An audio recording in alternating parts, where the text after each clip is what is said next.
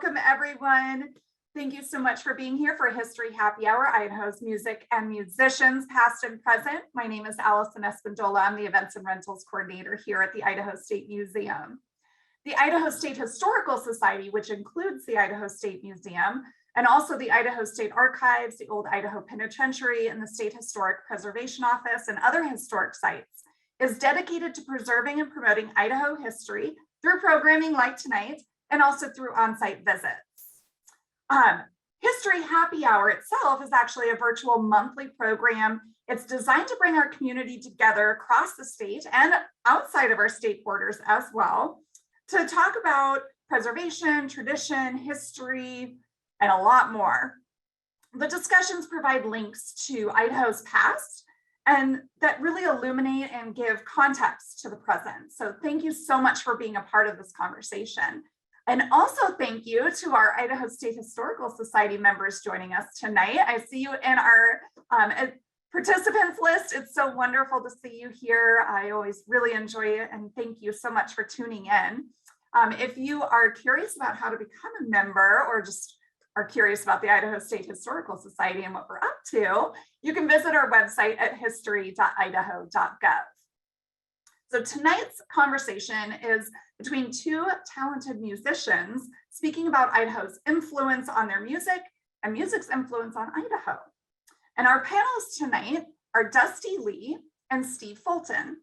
Dusty Leigh is an Idaho native who embraces various music genres, forward progression, and is very confident in her message. Named after her mother's favorite band, ZZ Top, Dusty Leigh grew up around the sounds of country and rock and roll. She honed her talents throughout Idaho at local and state fairs, karaoke contests, and radio station talent shows. And in 2021, Dusty Leigh left Idaho to move closer to her label, EMG Records in Tennessee, where she's at today and where she's joining us from today. And Steve Fulton is a singer, guitarist, and songwriter. He has dedicated his life to music, including mentoring young musicians and sound engineers. His passions have encouraged many up-and-coming musicians to learn and grow. And in addition to helping others, Steve Fulton has opened for Bruce Cockburn, Tori Amos, Jewel, Sean Colvin, John Hyatt, Michael Franti, the Wallflowers, and many more, and has received numerous awards and recognitions for his music. But before I start asking them questions, I have a question for those of you that are joining us tonight. My question is for you: do you consider yourself a musician? I'm so curious on how many other musicians have joined this conversation tonight. So go ahead and open up your chat, share in there. Yes, no, do you consider yourself a musician? And if you want to elaborate, share links, anything like that, feel free to pop that in the chat. We would love to know who's joining us tonight. I love it. Air guitar, yes, yes, perfect. We'll have a challenge later, don't worry.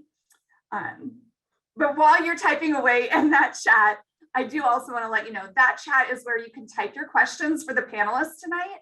And at the end of our discussion, I'll read those questions out to both Dusty Leigh and Steve for their answers, and we will try to get to everything tonight during our time together.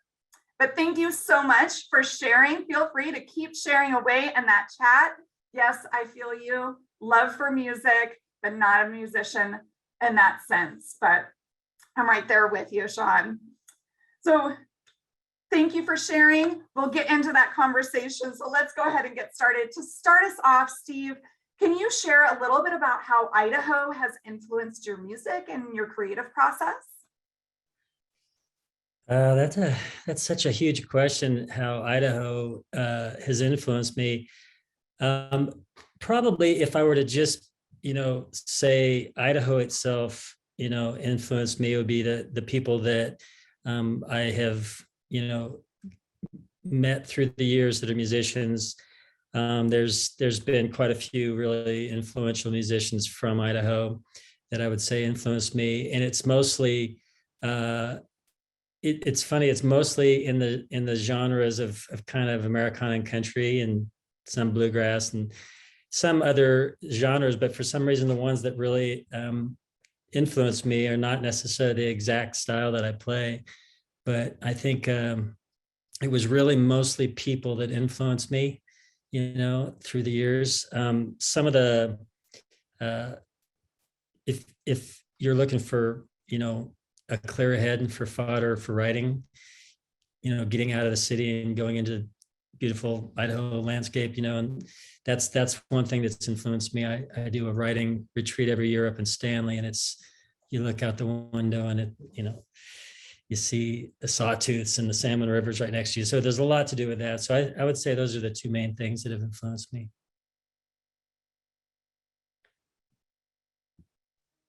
Is it my turn now? Okay.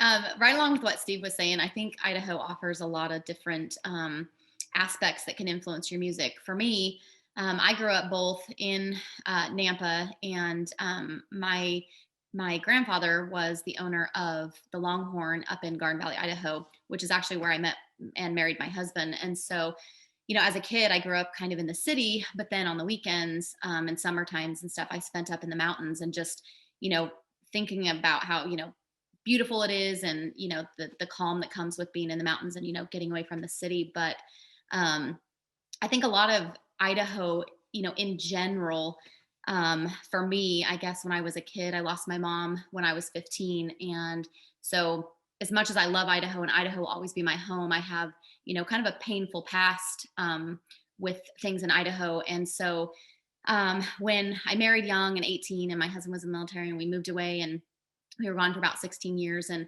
we moved back to Idaho. A lot of those things don't really necessarily go away, and you're reminded of them. And so it really gave me this groundwork for some of the songs that I've written, and their meaning, maybe not as excited about Idaho as it is more painful, but some of the songs that I have written have definitely 100% been influenced by Idaho and the time that I've spent there and the memories that I've made there, for sure. Do you mind sharing about some of the songs that kind of show that influence? Sure. Yeah. So one of the songs that I wrote this past fall, once I got to Tennessee, the songwriters here are, just amazing. There's the pick of the litter, basically. And I got hooked up with a songwriter. His name is Craig Wilson, and another songwriter, her name is Mary Cutter. And I basically told him I've never considered myself necessarily a songwriter per se. It's not something that comes very easy to me. I think too much about it, and I want to make sure that you're hitting all those aspects, and you want your audience to connect to it. And so basically I gave them this song book that I've had since I was probably a child, of these ideas, and I just didn't know how to get it out on paper, basically. And I kind of told them, my life story was like, this is kind of, how I grew up, and this is the things that I've had, come along, and, so on.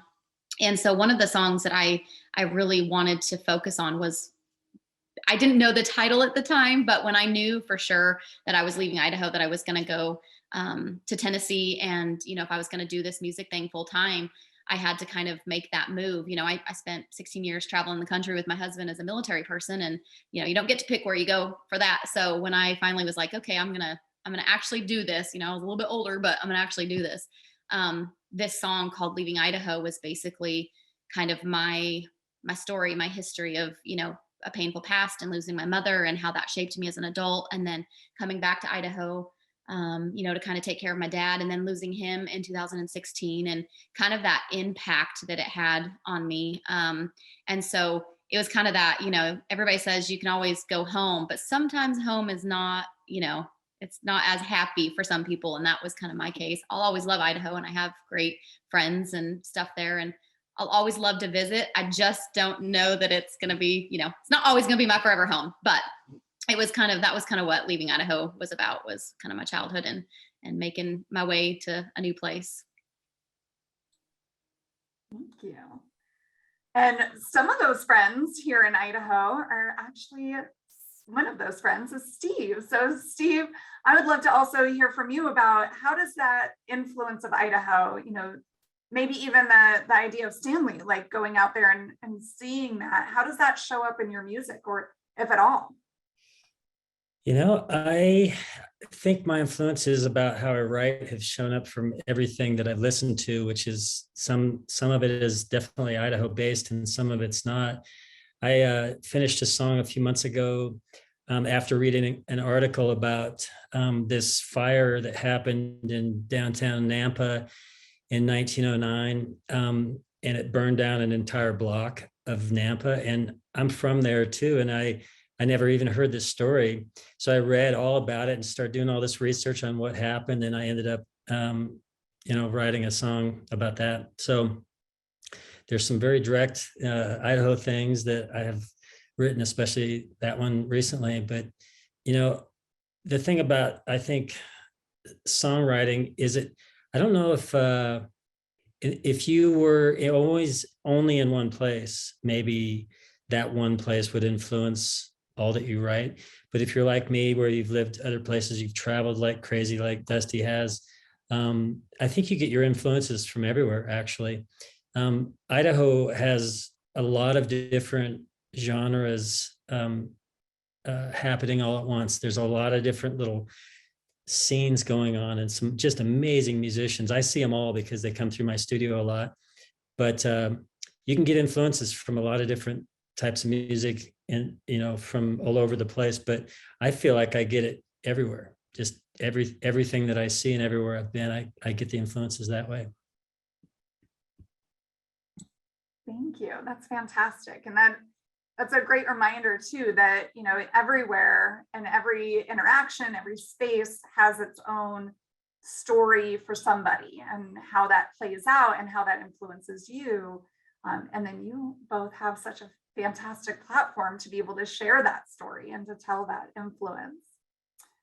I have another question for you all, but I do want to loop back to those of you that are joining us tonight here in the audience. I have a question for you guys again. I'm going to pop up a quick poll, because one of the things that is important to us here is that we know what other areas of interest that you have. So if there is something else that you were interested in learning about, there should be a poll that popped up that you can kind of vote on. Or if you just want to put in the chat other things that you want to talk about, other people that you want to meet, other topics of interest, please feel free to share away. And as a reminder, that chat is where you can type your questions. So if you're coming up with some good questions already for Steve and Dusty, pop them in there and we'll get to those in just a second. So I'm going to leave that poll up for just a minute more. Well, not even a minute more, but just a second more. So feel free to answer. And also, if there's not an answer in there that you like or you want to expand a bit more on, please feel free to pop that in that chat room. All right, well, I'm going to end that. We're going to jump back to Steve and Dusty. And one of the questions that I have for you, Steve, so kind of going back, but looking at, predicting the future, what role does Idaho play in the influence of music and musicians, if any? That's an interesting question, because when you think of how a place would have an influence, you think of how it might be something that becomes a scene, like Seattle had the grunge scene, and Nashville has the country thing, and LA is used to be I was going to say butt rock, but hopefully that's sorry. I don't know what I would think about how Idaho itself is going to influence the music industry. However, there's a lot of people doing a lot of things. An example of that is the company Duck Club that books concerts, that also created Tree Fort. That's an example of somebody doing something that's very far-reaching and bringing lots and lots and lots of people here. And again, having a recording studio, I see a lot of musicians, and I see how much talent is there, whether or not they're widely known in our town. There are bands that tour and all kinds of things like that. So it's probably not going to be the same sort of a thing that's happened in those markets. I think it's going to be individuals that'll probably have influence outside of Boise. like Dusty. Yes, I'd love to hear your opinion on this, Dusty. I think like what Steve was saying is it's hard to pinpoint whether Boise or Idaho in general is going to become that next, Austin or Seattle. It's like when you hear some of those bigger places, like he said, Seattle, I was like, ooh, grunge immediately. That's kind of what you think of. But I will say the 7 years that I spent in Idaho as an adult doing the music thing, one thing that I did notice was it was very eclectic.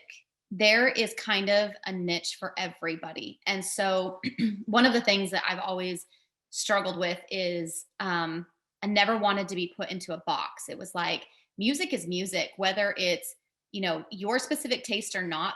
There's, a passion for music and what moves people. And, there's all these amazing venues in Idaho that don't really get the national recognition, but they're like these little hidden gems that, local artists come and play, and the people are fabulous and the venue is amazing. And, people just want to hear good music. And I kind of felt fortunate in the fact that it kind of doesn't matter what I sing. I still sound pretty country, but my genre growing up was literally everything from, Katie Oslin and Patsy Cline to, ZZ Top and Def Leppard and Chicago and, all of these, Bob Seger. And so the music that I love is wide, across the ranges. And Boise really has a place for that. And some of the other places that we played in Idaho. So it's like, you don't have to pick and choose. There's a lot of, I've met some of the most talented, amazing musicians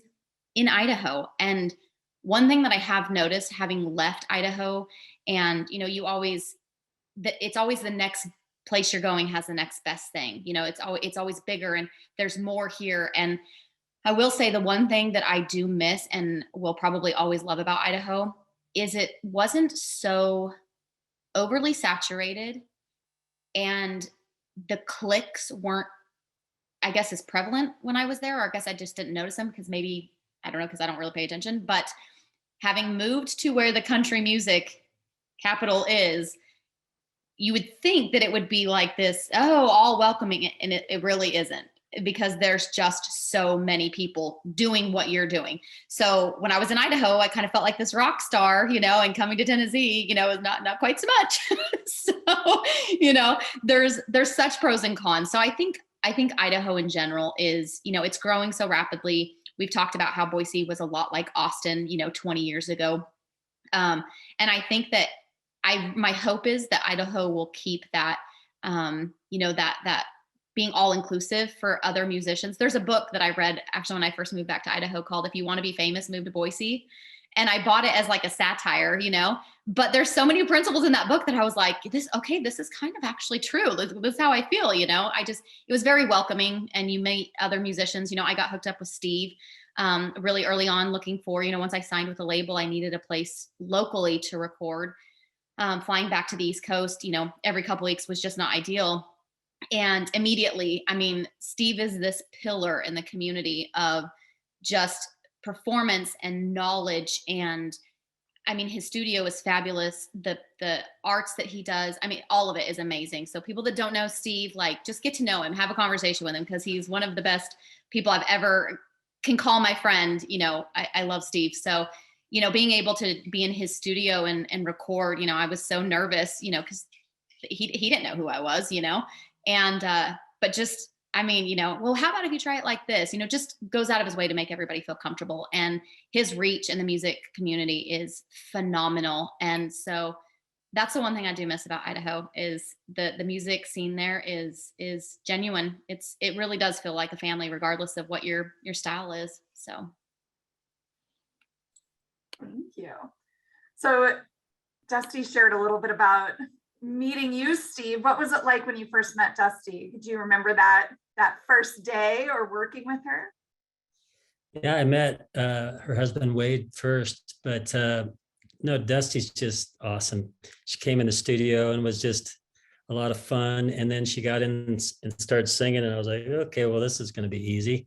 She's just an amazing singer, and we just became friends. We became fast friends because she knew that I was not trying to impose anything, just trying to make it as good as we could make it. And so we just worked really well together.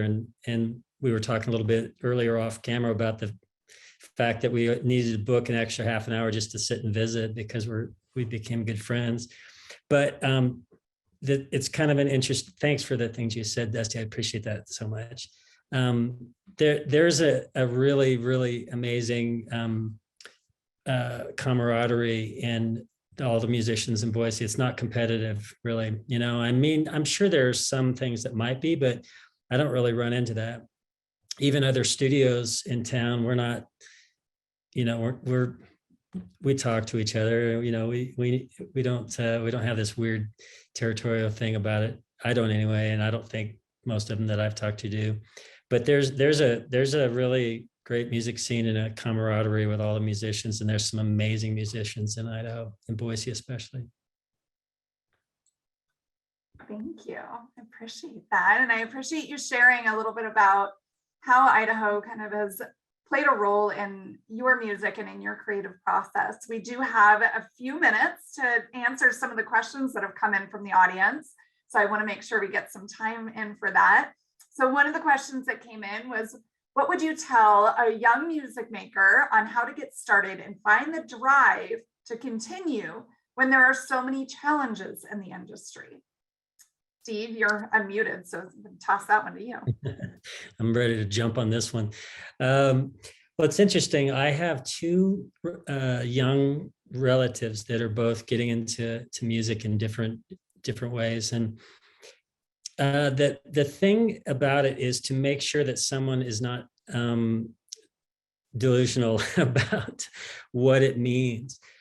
You should get into music because you love music, not because of some success that you think you might gain from it. So there's that. And then the main thing that I would do to inspire young musicians is I would take them to see live music, and I would introduce them to, classic music. Don't let them, have blinders with the music that they're listening to. Let them get as much influence as they can, and encourage them by showing them live music. Live music does more than anything else can for inspiring and keeping somebody's attention, that's really talented, that maybe is inspired by it. Just take them to see live music, and it'll keep them interested. Thanks. Dusty, do you have any advice?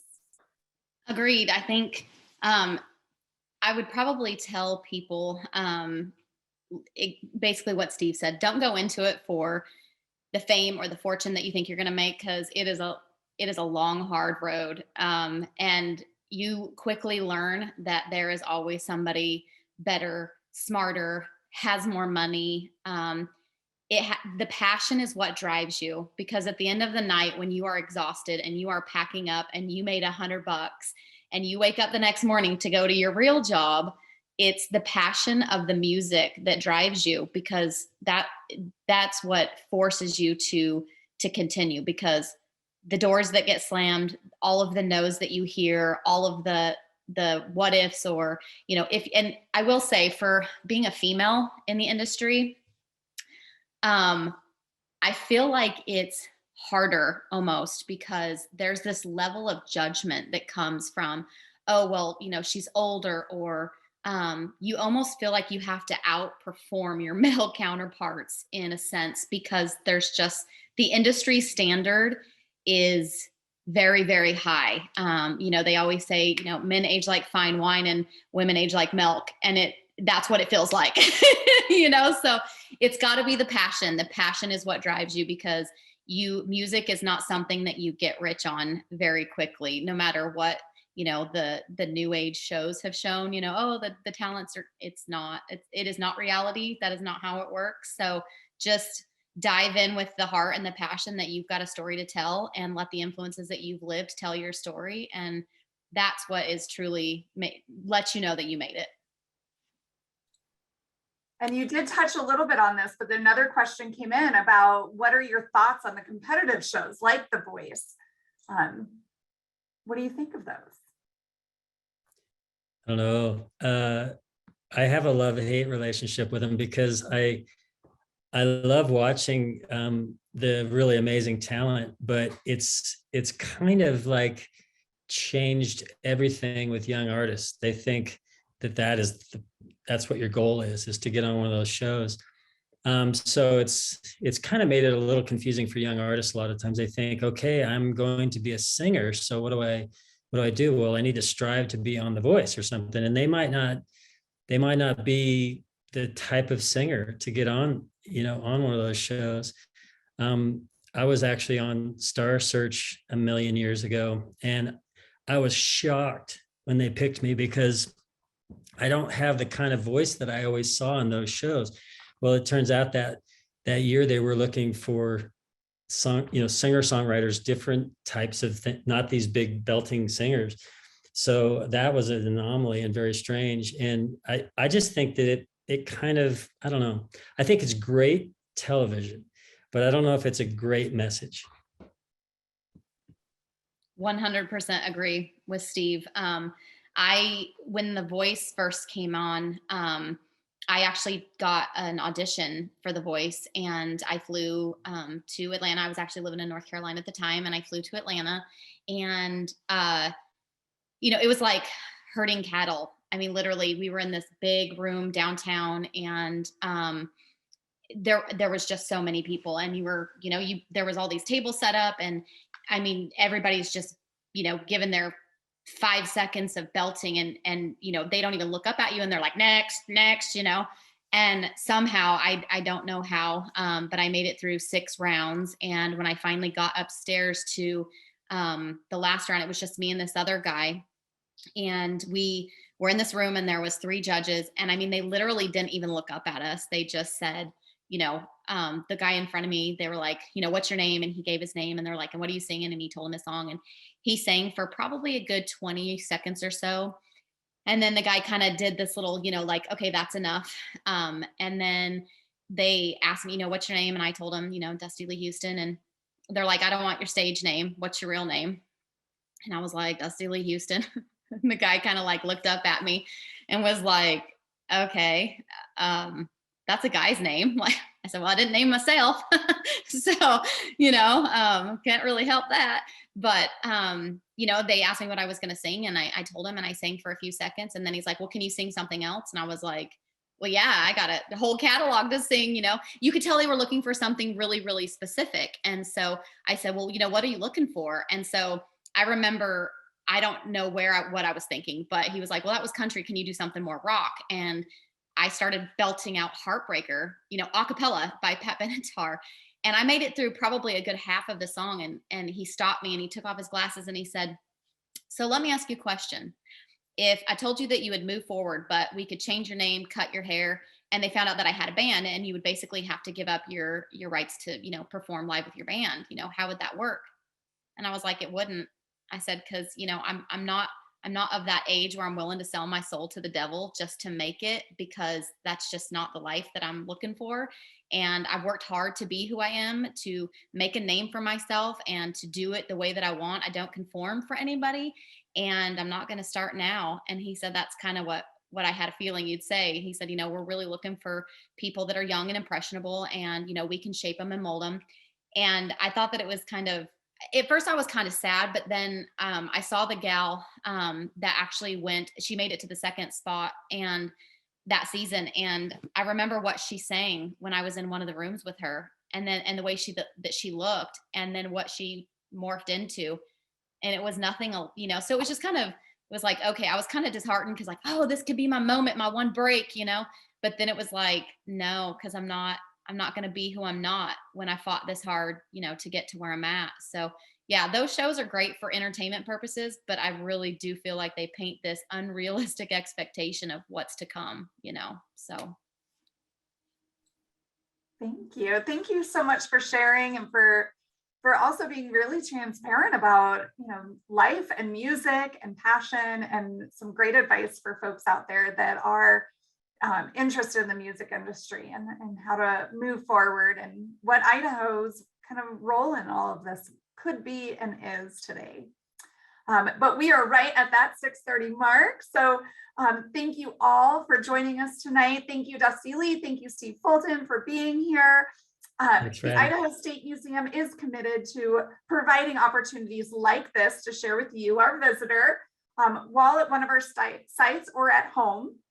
One of those ways is finding out about what you're interested in. So if you have missed a chance to fill out that poll, just now we're going to send a link into that chat for you to take a survey. If you want to do it now, it'll be in that email tomorrow that'll have some links, as well as links to Dusty Leigh and Steve Fulton's websites where you can actually hear some of their music. So if you're curious and want to tune into some of that, you can open up that email tomorrow and get those links, as well as that survey link.